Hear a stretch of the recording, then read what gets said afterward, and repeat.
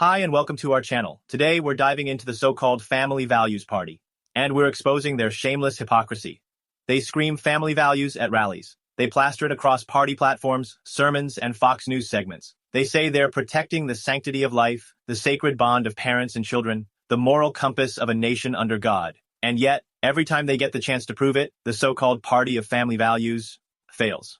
Not just a little, catastrophically. Because what we're seeing now isn't just hypocrisy, it's cruelty. Calculated, unapologetic cruelty wrapped in a flag and cloaked in Bible verses, all while real families suffer the consequences. They say they care about children, unless those children are in immigrant families torn apart at the border or born into poverty and in need of help. They say they care about motherhood, unless that mother needs maternity leave, reproductive care, or happens to be undocumented. They say they fight for life, unless that life belongs to someone who disagrees with them, or worse, dares to exist outside their moral bubble. For decades, Republicans have claimed the moral high ground, pointing fingers at Democrats while calling themselves the champions of traditional values. But now, they're too busy ripping apart families, cutting vital healthcare services, and staging culture war stunts to actually govern.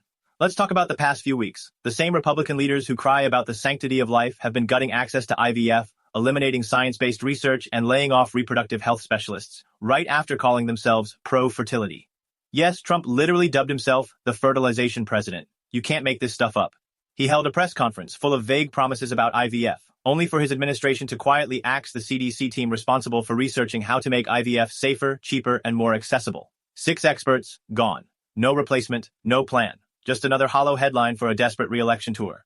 Meanwhile, in Alabama, after a GOP-backed Supreme Court decision declared that frozen embryos had the same legal status as children, fertility clinics were forced to shut down overnight, desperate couples were left in limbo, and Republicans scrambled to cover their tracks, not because they cared, but because they got caught. They had no intention of protecting families, they just wanted to protect power. And then there's the GOP's treatment of actual parents, like Representative Anna Paulina Luna, a Republican herself, who proposed a bill allowing new members of Congress to vote by proxy while on parental leave. Sounds simple, right? Family-friendly? Bipartisan? Wrong. House Speaker Mike Johnson and his far-right cronies shut it down. These same men who preach family values at every podium couldn't be bothered to support one of their own, pushing for something as basic as time off to care for a newborn. It got so toxic, Luna quit the House Freedom Caucus on the spot, calling it a betrayal of trust. She accused her colleagues of smearing her and twisting the narrative to turn a pro-family bill into a political weapon. And what did Trump do? After letting the GOP flail in dysfunction, he suddenly jumped in and said he supported it, because of course chaos is his brand, but nothing, and we mean nothing, captures the full grotesque contradiction of the GOP's family values, like what we're about to reveal.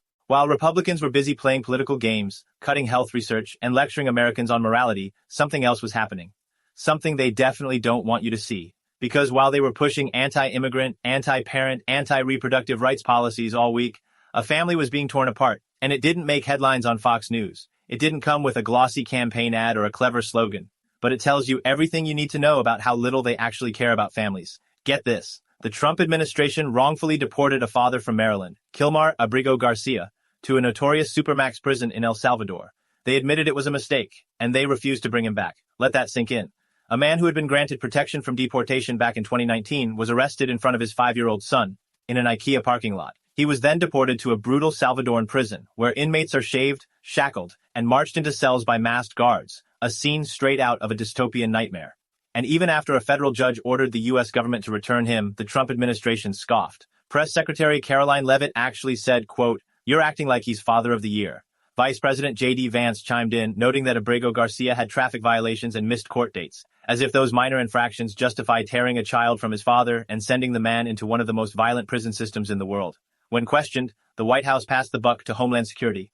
Their spokesperson went even further, appearing on Fox News and falsely claiming that Abrego Garcia was a member of MS-13. His attorneys say there's zero evidence of that. None. Just a baseless smear designed to justify the unjustifiable. Meanwhile, his family, terrified by the attention and threats, has fled their home. They're living in fear of right-wing vigilantes incited by these lies. This isn't about one man, it's about a movement that talks about families while systematically dismantling them. Millions of children in the U.S. live with the daily fear that one of their parents could be deported.